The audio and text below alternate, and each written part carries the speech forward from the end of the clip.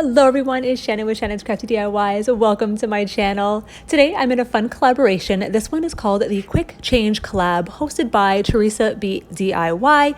We have to come up with DIYs that we can either change per season or reverse, just to make it more multifunctional. So I have two DIYs that I'm going to share with you today.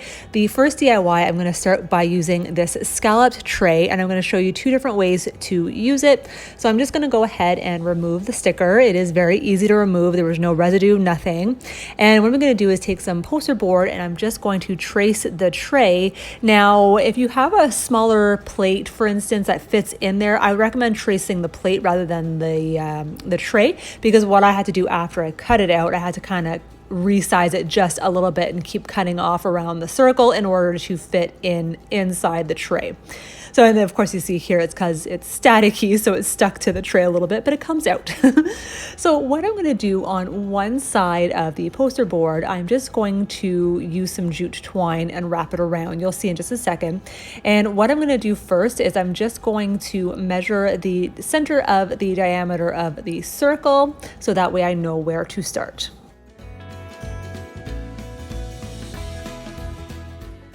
So what I'm going to do here is I'm going to alternate the white cotton rope with the jute twine. So I'm going to start with the white in the center, and I'm going to create a diameter to my desired width, and then I'm going to alternate with the jute twine. So all I'm doing is I'm just adding hot glue and I'm wrapping the cotton rope around and around.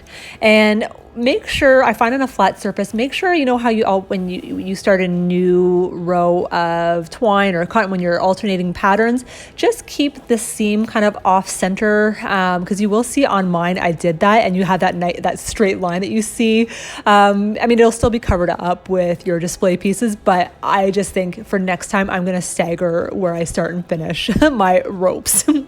So now that side is done, I'm going to use the other side, and guys, oh my gosh, I've had this drawer lined paper from Winners forever. Look at this, guys. That's the trick right there. See where I'm pointing? That is the date, the year that you buy these things. So just a little FYI, if you ever try to return things, they can tell when you bought that. So that was bought, I've had this since what, 2018 was what the sticker looked like. So it still smells too. It smells like roses on it. So I mean, it's still a little powerful, but but I just loved this paper so much because I just love the tropical vibe.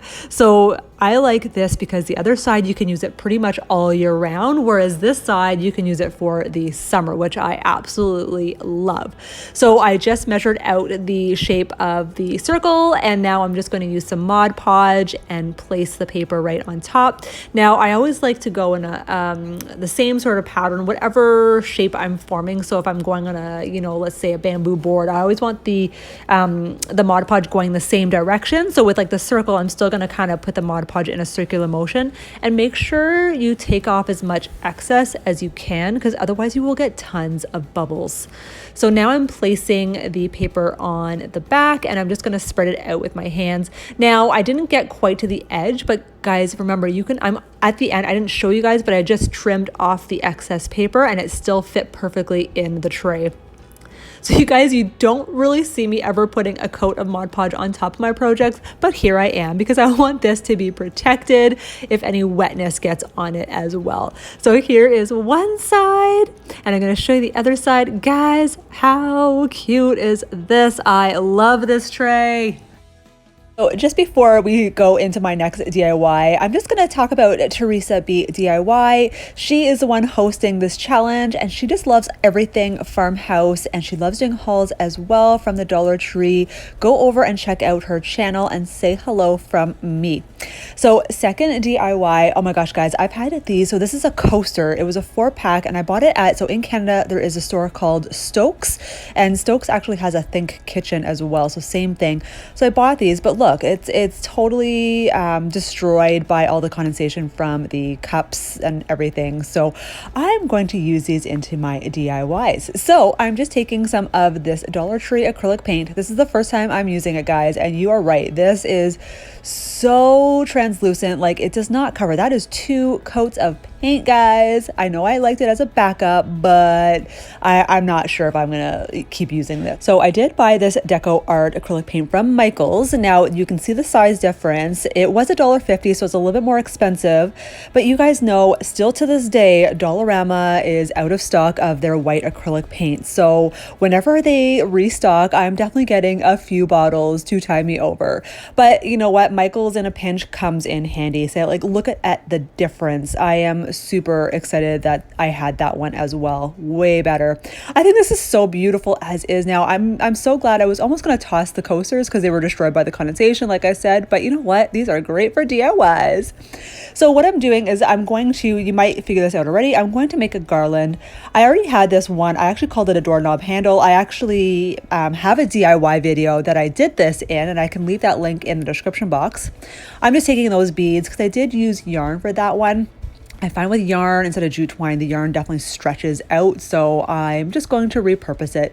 Taking those beads. So there was 14 beads that I wanted to paint the sea spray green, and I'm going to paint 6 other beads white. This is the 20mm wooden beads from Amazon. Again, I will leave that link in the description box as well. Again, I always dry my beads with my blow dryer to speed up the process.